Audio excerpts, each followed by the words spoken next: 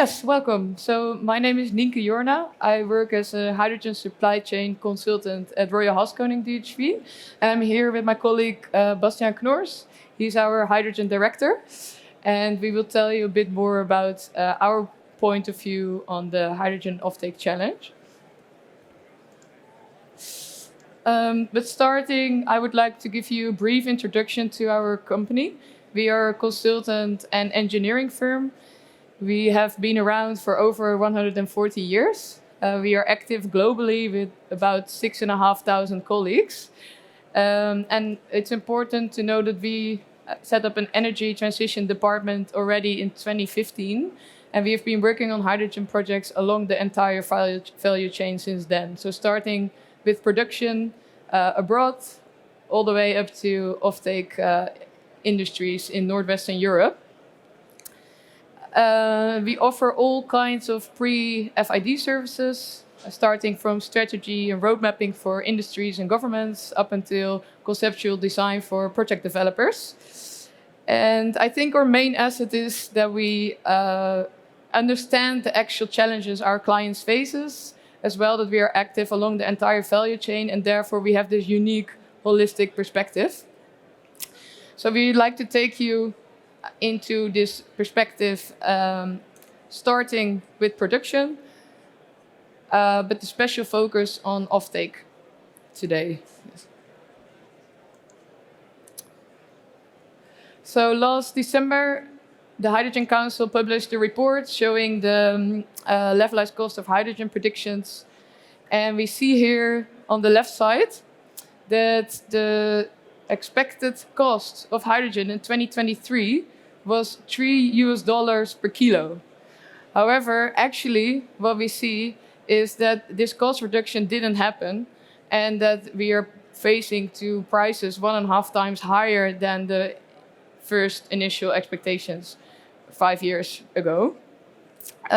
This is mainly to do because the capex estimates were too low. There's actually higher interest rates these days. And I think the main reason was that the past years we have been lobbying about hydrogen a lot. And the price estimates related to that were very optimistic. But realistically, we knew $3 per kilo in 2023 was too low. And if we honestly look at it, $5 per kilo in 2023 is also too ambitious. Yeah. Too ambitious? Now, well, that was proven by the subsidy scheme provided by the EU, because the bidders over there, they thought, well, €5 may be the bottom in the countries such as Spain, Sweden, and Greece. But in countries like the Netherlands or Germany, prices, the indication prices for this first project turned out to be €10 per kilogram. So even twice as high as these report assumptions. So and where are these costs? Well, probably in these studies, a lot of components are not taken into account, because storage, I never see it in a report, grid cost, or if you're off-grid, the whole grid stability issues, batteries, etc., all increasing your cost. And a real capex estimate is always higher than these first suggestions. Go to the next slide. So this means that your hydrogen offtake should pay a lot more for your hydrogen than was initially expected. And this is what we see when we work for industries. For industries, we don't look just at the hydrogen offtake. We look at decarbonizing this industry, and the industry doesn't really care whether this is hydrogen, electricity, biomass, or any other carbon-free source. So we're not looking at hydrogen as an offtake product, we're looking at energy, and hydrogen is only part of it. And of course, well, you all know that the main solution, faster solution, are e-boilers for a lot of industries who use high-temperature steam. And this in a hybrid combination with their current natural gas boiler is a perfect solution for the first step in decarbonization. Only in even further steps towards zero, you would need hydrogen to make your backup boiler a hydrogen boiler. But this probably won't happen in the coming 10 to 20 years because you first need to go through the first steps. So we don't expect a lot of demand from this. Then, yes, the electricity sector, also a sector where hydrogen will play a role. But the big question is, how big will this role be? Because, of course, direct wind and solar use is always more favorable. Batteries are coming up, becoming more cheaper, but also the capacities are increasing. So hydrogen will play a role, but not on the short term, and the volumes will really depend on the technology developments in the other alternatives. But there is hope for hydrogen, since we're on the Hydrogen Summit. And this is in the hard-to-abate sectors. The hard-to-abate sectors, such as the steel industry, refineries, fertilizer, but also synthetic fuels for aviation and shipping fuels, they don't have that many alternatives. And of course, electricity can always be an alternative for steel, for mobility, etc. But these are much lower TRL than the hydrogen alternative. And we take the example for Tata Steel in the Netherlands. It's one of our big clients. And just to give you an example on how this off-taker thinks about their challenge in decarbonizing their production. Their conventional product, which is shown here on the left-hand side, consists of a lot of basic costs. Running a factory such as Tata Steel just takes a lot of costs. They will stay the same. Then you have some ore costs, so the iron ore that you just have to buy in the market, and coal, the energy input. But you see, coal is only a marginal part of this cost breakdown. So energy wasn't really an issue for Tata Steel back in the days. It will become an issue. You see the ETS, the energy or the emission trading system for CO2 rights, having a big influence on this price, but currently it's not implemented yet. It is implemented, but you have the free rights. But if CBAM and the prices go up, then this will become a major factor in the price buildup. Well, if we compare it to hydrogen, and then we don't take the optimistic hydrogen price, but we take the Dutch hydrogen price, which is on average 8 euros per kilogram, then you end up in the right graph. You see a small capex increase for the DRI plant, but that's also quite marginal. The biggest part is hydrogen and electricity. And this is where the challenge comes from, because then you end up with steel, which is 1.5 times more expensive than conventional steel. You can see that the ETS price will play a huge role, because currently this is with 70 euros per ton of CO2. But if it increases, then of course linearly this part will go up. So that will play a big role. Of course, we hope that the hydrogen price from 8 euros will come down also in the Netherlands, or we import it in a cheaper way. So these bars will get closer to each other. But the question is, how close will they get to each other? And how much subsidy can we put there to make this business case work? Yes. So this was looking from an off-taker perspective. But what about the customers? Because if we go back here, we're looking at green hydrogen prices that have a gap. They're 5 times more expensive than current gray hydrogen prices. This is a huge gap. If we continue down the value chain, looking at the steel sector, we're looking at a gap of 1.5 times the gray steel price, which is still a huge gap if you are a green steel factory, of course. There's no business case around that. But what about the customers? So what if we put these extra premium into perspective, what is the price that we have to pay?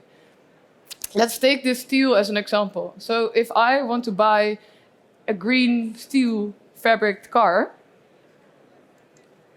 I would have to pay about 400 euros extra, which is hardly significant in a car. Actually, we see that the current demand for green steel is coming already from the car industry. Then, a can of tomatoes produced with green steel is only 0.02 cents extra, so 2%. It's very minimal. This is examples of green steel, right? If we take another example, for instance, we want to ship our solar panel from China to the Netherlands. We're talking about 5 times the prices for green fuels. Our solar panel costs increase with only 2 euros, 1%. So the message that we want to show here is these numbers are significantly smaller and therefore manageable. And I think often, especially in this conference, we talk a lot about the off-takers, but how about the customers? We need to focus on them as well. If you ask me personally, if I had the choice, I would be willing to pay this extra premium to use green. And also, take for example bioproducts, which is usually 1.5 times the price of the original product, and people are willing to pay that.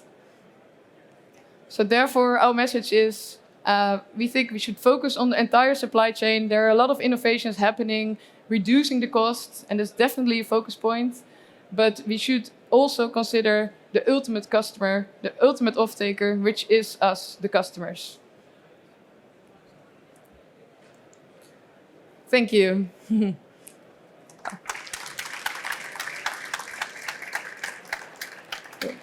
And I think we left some room for questions. I don't know if, yes? Yeah, there's a microphone. Firstly, thanks. That was a great presentation. Really enjoyed it. Very interesting.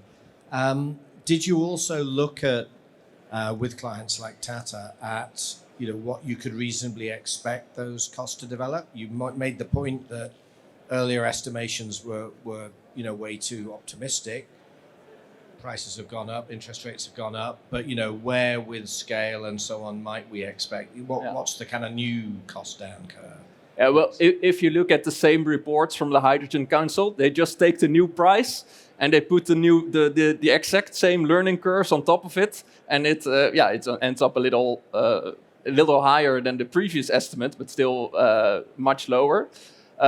If we look at our cost estimates, then I think a lot of components are quite well known. Like a cooling system is not new. We don't expect many learning curves on that part. A substation is also quite conventional technology. So almost 2/3 of the price of a whole electrolyzer system is already in conventional technology. So if we want to look at price reductions, it also comes to a better design of the whole electrolyzer system. But for instance, efficiency. If you have an efficiency gain, that also saves you a little bit of cooling. So it's always small steps, small steps, small steps. But I think these learning curves are, they don't have a lot of content to it, so to say. So we have to really dive into where the cost reductions are possible. I liked your point about storage never being part of it and so on as well, things like that. Thanks. Yeah. Ja. Oh, we hebben nog even. Nou. Hey, thank you also. There's not that much FIDs going on, of course. Yeah. But maybe there's also no Volvos, no Mutti tomatoes here, no etc. Do you feel like the wrong people are here? If we actually need the customer for to make it happen, do you really feel like these industries are missing? Well, I think having the customer here, we're all customer, but that's. But I think involving the industries in this discussion, because only talking about your hydrogen price and telling, I have 8 euros and the conventional price is 2 euros, that won't make a business case. So you have to involve them in what is in there for them. How can you develop it together over the whole supply chain? Yeah, and in that sense, you're right. We should involve the whole supply chain also in this summit. And maybe if I can ask another question, is it doable, for example, for Tata Steel? They have so many off-takers of this steel. Is it doable for them to also have their customers commit to taking off this green steel? Well, I think this summit shows that the push from the industry, from the energy producers, is there. We want to reduce the hydrogen price. We want to develop projects. So we need a pool, and this pool has to be developed with customers, with policymakers, etc. So maybe the pool won't be developed by the hydrogen industry itself. We need others. Okay, cool. Thank you. Yeah. Thank you. Oh, Thank you. thank you very much.